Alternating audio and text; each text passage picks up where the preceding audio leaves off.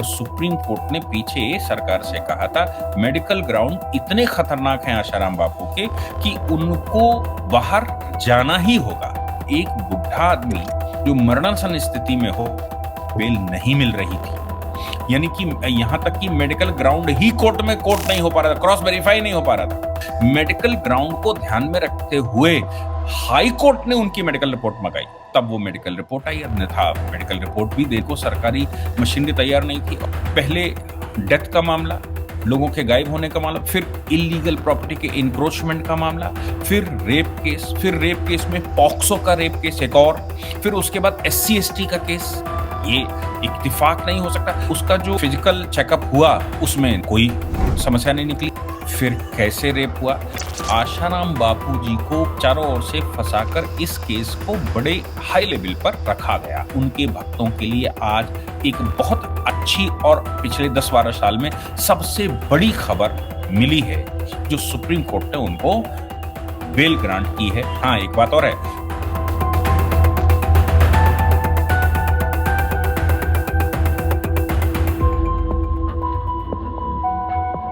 हम लोग आज विशेष रूप से चर्चा करने जा रहे हैं ऑनरेबल सुप्रीम कोर्ट ने जिस प्रकार से आशाराम बापू के केस में आज इंतरिम जमानत दी है। इंतरिम जमानत से मतलब ये है कि 31 मार्च, जनवरी, फरवरी और मार्च, 31 मार्च तक के लिए उनको जमानत दी गई है और 31 मार्च तक जमानत का कारण उनका हेल्थ इश्यू बताया गया है। हालांकि मामला अभी नीचे वाले कोर्टों में उनकी अपीलों की सुनवाई है और ये एक बड़ा अति विशिष्ट मामला माना जाता है। बापू के जो फॉलोवर्स हैं उनका कहना है कि उनको जबरन फंसाया गया है। उनका कहना है कि बापू ऐसा कर ही नहीं सकते। करोड़ों करोड़ उनके फॉलोवर्स हैं जिनका बिल्कुल साफ क्लेम है कि ये जो कुछ भी चल रहा है वो हिंदुत्व को, और हम सब जानते भी हैं कि एक समय पर भारत में भगवा आतंकवाद, हिंदू आतंकवाद, ये सब चल ही रहा था। लेकिन गुजरात में पहले उनके ऊपर उनके आश्रम में हत्याएं करने का, या आश्रम में जो लोग गए उनके लापता होने के केसेस चले। हालांकि उस समय जब लापता का केस चला था तो उस समय भी उनको एक जज को बिठाकर उस केस में भी इन्वेस्टिगेशन करवाया गया था। हालांकि हाई कोर्ट ने क्रिटिसाइज किया था, CID बाद में बिठाई गई, सब कुछ किया, सारी कोशिश की गई कि उनके यहाँ आश्रम में ये हुआ। लेकिन वो जो आश्रम में डेड, मतलब लोगों की मृत्यु का मामला था, वो तो प्रूफ मुझे नहीं लगता कि हो पाया। बाद में उनके खिलाफ जो आज के टूल हैं, अगर आप किसी को सही से फंसाना चाहें तो जुवेनाइल जस्टिस एक्ट लगाइए, पॉक्सो एक्ट लगाइए, रेप केस लगाइए, SC ST एक्ट लगाइए, ये खतरनाक कानून हैं।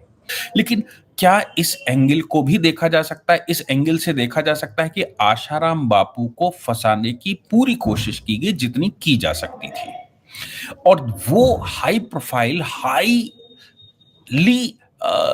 ऑब्लिगेबल केसेस, जिन केसेस के मामले में फिर कोई भी समर्थन करने से भी अपना ही बेटा, आप ये सोचकर लिखिए, अगर आपके बेटे का केस रेप केस में इन्वॉल्व हो तो सार्वजनिक रूप से बात करना थोड़ा मुश्किल हो जाएगा।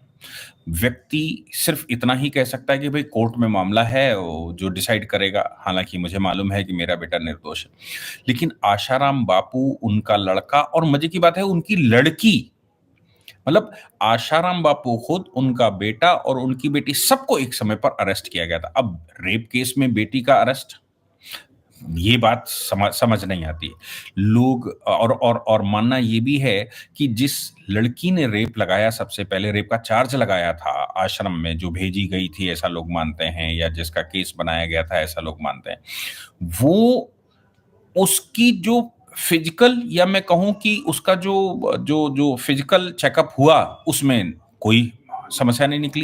फिर कैसे रेप हुआ?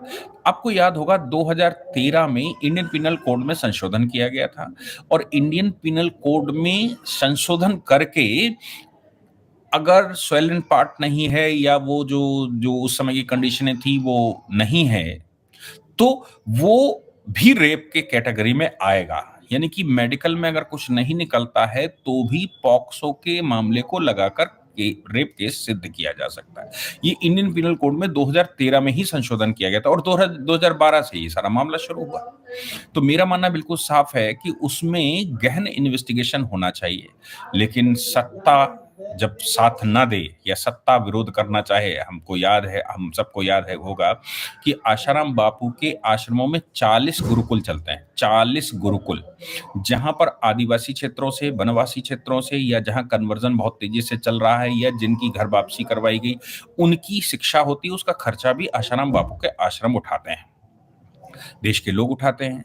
आशाराम बापू जी की खास बात यह है कि वो भी सिंध से आए, पार्टीशन के भुक्तभोगी थे। 6 साल की उम्र थी जब वो पार्टीशन हुआ और 6 साल की उम्र में भारत आ गए थे, मतलब उस समय के सिंध से इस हिस्से में आ गए, गुजरात में बस गए थे। 15 साल की आयु में उनका विवाह किया जा रहा था, वो घर से भाग गए थे। घर से भागने के बाद वो आश्रमों में रहे और तमाम तरह की सर्वाइवलशिप भी चलाई होगी, भगवान की भक्ति में लग गए। प्रेम फसाए ऐसा लगता है कि आशाराम बापू जी को चारों ओर से फंसाने की कोशिश की जा रही है। जो फाइल कहती है, जो फैक्ट कहते हैं, जो एविडेंसेस कहते हैं, लेकिन इतना हाई प्रोफाइल केस है कि किसी को भी छूना या उसके लिए कुछ कहना बड़ा मुश्किल हो जाएगा।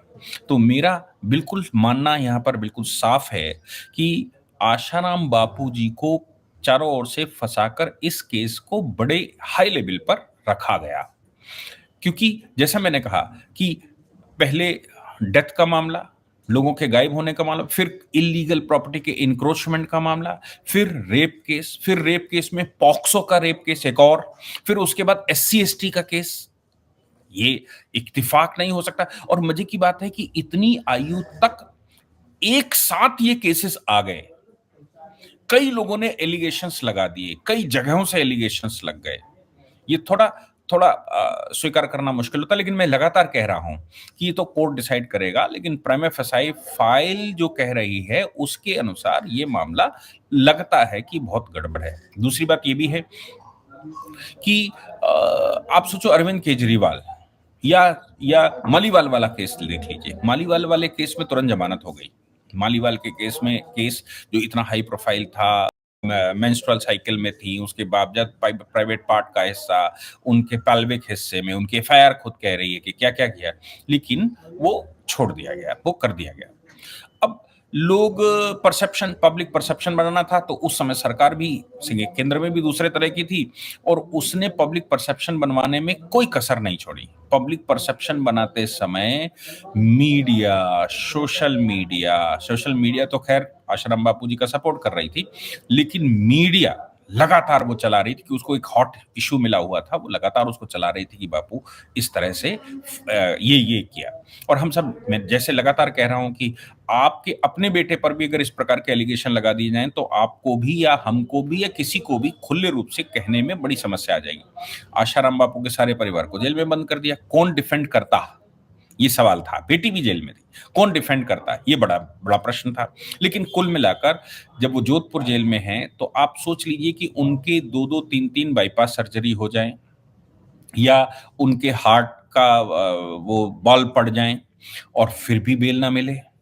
सोचकर देखिए कि एम्स, जहां तक मुझे जानकारी है, एम्स रिपोर्ट ना दे, हाई कोर्ट रिपोर्ट मांग रहा, एम रिपोर्ट ना दे, बेल केस में उनकी जो मेडिकल कंडीशन है उसको लगाने की आवश्यकता पड़ गई। गुजरात हाई कोर्ट ने पीछे ऑर्डर किया था कि इनकी मेडिकल रिपोर्ट हमको लाकर दी जाए। राजस्थान हाई कोर्ट ने तो मना कर दिया, में वो सक्सेस नहीं हो पाए। लेकिन उनके बेटे नारायण स्वामी ने उनसे मिलने के लिए जब एप्लीकेशन लगाई गुजरात हाई कोर्ट में, तो गुजरात हाई कोर्ट ने अनुमति दी और साथ में उन्होंने कहा कि उनके मेडिकल ग्राउंड की वजह से मुझे साथ में रहना है। मेडिकल ग्राउंड को ध्यान में रखते हुए हाई कोर्ट ने उनकी मेडिकल रिपोर्ट मंगाई, तब वो मेडिकल रिपोर्ट आई। अन्यथा तो मेडिकल रिपोर्ट भी देखो, सरकारी मशीनरी तैयार नहीं थी और राजस्थान में तो हम सब जानते हैं कांग्रेस की सरकार थी। ये सब कुछ ये बता रहा है कि कोई पीछे से बड़ा खेल हो सकता है। सवाल एक और है इसमें कि आशाराम बापू खुले रूप से सोनिया गांधी और उस समय की सरकार को क्रिटिसाइज कर रहे थे। वो जो कन्वर्जन देश में ईसाइयत का चल रहा था उसका विरोध कर रहे थे। खुले रूप से ज्यादा बच्चे पैदा करो, मैं माफ़ी माँगता हूँ क्योंकि मुझे भी उस समय लग रहा था कि आशाराम बापू ये जो बच्चे पैदा करने की बात कर रहे हैं, ये गलत है। लेकिन वो उस समय एहसास उनको था कि भारत में डेमोग्राफी चेंज हो चुकी है, कोई समुदाय इतने बच्चे पैदा कर रहा है, कोई कानून रोक नहीं सकता। कोई भी जो दिमाग में जिसके भी है कि भई कानून बनाकर रोकना चाहिए, वो कुछ रोका-राका नहीं जा सकता। लेकिन इधर से आबादी तो बढ़ाई जा सकती। जो लोग कहते हैं भारत पर लोड ज़्यादा बढ़ जाएगा, उनको ये ध्यान रखना चाहिए कि पहले सर्वाइवल की कंडीशन है, बाद में लोड है। अब आप सर्वाइव ही नहीं करेंगे, धर्म सर्वाइव नहीं करेगा, तो धर्म के मामले में महाभारत लड़ने के लिए भी 5 पांडव लड़ तो रहे थे, लेकिन उनके पास भी सेनाएँ थीं। जो लोग भी कहते हैं केवल 5 पांडव और भगवान श्री कृष्ण लड़ रहे थे, उनको शायद एहसास नहीं होगा कि उस समय देश का सबसे स्ट्रॉन्ग स्टेट या महाजनपद पांचाल की सेना उनके पास थी। सबसे स्ट्रॉन्ग महाजनपद था। अब उस समय के इतिहास को उठाकर देखेंगे, कुरु इतने मजबूत नहीं थे। पांचाल की सेना थी। पांचाल मतलब पांचाली का भाई ही उनका सेना प्रमुख। और ये पांचाल की सेना यानी कि सेना की आवश्यकता आपको पड़ेगी। आप भले ही कुछ भी हो, अगर स्ट्रेटेजी भी बनानी तो संख्या की आवश्यकता पड़ेगी ही। ये अपोजिशन ने संख्या बल बढ़ाना है, ये उन्होंने ठान कर रखा है। आशाराम बापू लगातार कह रहे थे कि इधर से आपको संख्या बल बढ़ाना है। ऑनरेबल सुप्रीम और संख्या बल बढ़ाना है, कन्वर्जन बड़ी तेजी से घर वापसी खुली करवा रहे, जैसे आज बागेश्वर धाम खुली वापसी करवा रहे हैं, वैसे ही उस समय आशाराम बापू खुली घर वापसी करवा रहे थे। आज बागेश्वर धाम के सामने बात यह है कि देश में ज्यादातर स्टेटों में भगवा सरकार है, लेकिन उस समय केंद्र की सरकार भगवा विरोधी थी। कई संत उस समय कर्नल पुरोहित, साध्वी प्रज्ञा, आराम बापू, ऐसे कई स्टेटों में, कई देश भर में बहुत खेल चल रहा था। अब वो कौन कर रहा था, कैसे कर रहा था, ये अलग विषय है। लेकिन सवाल ये है कि ऑनरेबल सुप्रीम कोर्ट में जब ये मामला आया, तो सुप्रीम कोर्ट ने पीछे सरकार से कहा था, मेडिकल ग्राउंड इतने खतरनाक हैं आशाराम बापू के कि उनको बाहर जाना ही होगा। आज ऑनरेबल सुप्रीम कोर्ट के 2 जजेस की बेंच ने उनको बेल दी है, इंतरिम बेल दी है और ये कहा है कि भैया इनको बाहर जाने दीजिए। हालांकि गुजरात सरकार ने विरोध किया, जैसे एक ट्रेडिशन होता है कि चूंकि गुजरात सरकार उसमें पार्टी होगी, गुजरात सरकार का वो केस होगा, तो उन्होंने उसका विरोध किया। लेकिन विरोध करने के अपने अपने कारण और अपने अपने साधन होते हैं, खुला विरोध करना और साधनात्मक विरोध करना। तो विरोध किया गया, लेकिन सुप्रीम कोर्ट ने कहा भाई एक ऑर्डर हम कर सकते हैं, वो ये है कि जोधपुर से जब वो आजाद होंगे या उनको बेल मिलेगी, मेडिकल ग्राउंड पर उनको बेल दी जाती है, वो अपने भक्तों से नहीं मिलेंगे, वो केवल मेडिकल ट्रीटमेंट करवाएंगे। मुझे लगता है कि उनके भक्तों के लिए यही बहुत है कि आशाराम बापू का मेडिकल ट्रीटमेंट हो जाए, उनको जेल से बाहर आकर मेडिकल ग्राउंड पर कुछ रिलीफ मिल जाए। आप सोचो कि कितने बड़े-बड़े केसेस उनमें मेडिकल ग्राउंड पर रिलीफ मिलती रही, लेकिन एक बुढ़ा आदमी जो मरणासन स्थिति में हो, बेल नहीं मिल रही थी। यानी कि यहां तक कि मेडिकल ग्राउंड ही कोर्ट नहीं हो पा रहा था, क्रॉस वेरीफाई नहीं हो पा रहा था। ये तो राजस्थान में भारतीय जनता पार्टी की सरकार आ गई और देश में एक माहौल बन गया, देश में भगवा का माहौल बना हुआ है। इसलिए मुझे लगता है कि इस केस में थोड़ा-सा रिलीफ मिल गया। ये भी लोगों का कहना है, कुछ लोग लिख भी रहे हैं कि भारतीय जनता पार्टी की सरकारें भी इसमें शामिल हो सकती हैं। मैं मान सकता हूं कि सब जगह सारे दूध के धुले लोग नहीं होते, लेकिन फिर भी मेरा मानना है कि सोनिया गांधी को सीधा चैलेंज करना और कन्वर्जन, घर वापसी करवाना, गुरुकुलों को खुले रूप में बढ़ाकर देश भर में स्थापित करना, 40 से ऊपर गुरुकुल बनाना, ये सब अपराध की कैटेगरी में आए और इसलिए उनको चारों ओर से घेर कर ये सब कुछ किया गया। लेकिन आज उनके भक्तों के लिए सबसे बड़ी खुशी की बात है कि उनका मेडिकल ट्रीटमेंट, उनके भक्त कई में से भी संपर्क में थे, जो ये कहते थे कि क्या मेडिकल ग्राउंड पर भी बाहर नहीं आ सकते, जिनकी स्थिति इतनी खराब हो, जिन पर 2-2 3-3 स्टंट पड़ चुके हों और फिर भी उनको बाहर बेल नहीं मिल रही है। दुर्दांत अपराधियों को इस तरह की बेल मिल जाती है।